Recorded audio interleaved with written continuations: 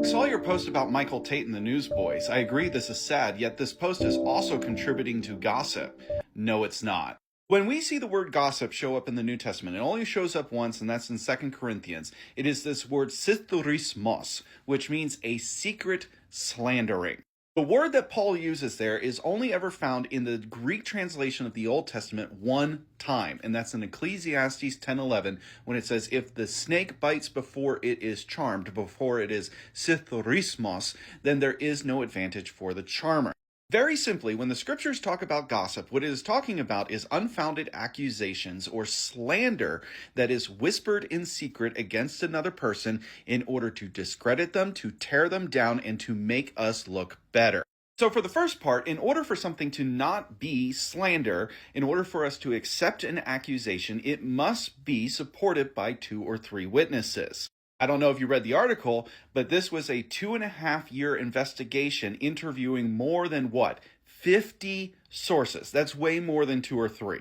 So not only was I talking about accusations that have been established by more than 2 or 3 witnesses, Paul calls us to publicly rebuke those who sin. Again, just so we're not confused, this verse follows the one that I talked about earlier about accepting an accusation that's supported by 2 or 3 witnesses. And we do that so that the rest will be afraid. The reason why we talk about the sins of people in places of authority and leadership within the church openly and publicly is so that people might be afraid and turn from sin that they might have in their own heart. Which is why, again, if you watch the video, I spend very little time talking about the accusations and most of the time talking about our responsibility as Christians and what we should be devoting our time, our energy, our resources, and our praise to. Here's the thing. When we talk about gossip within Christian communities, especially when sin is being exposed, essentially what we're saying is, this is unsavory. I don't want to talk about it. It's a bad look.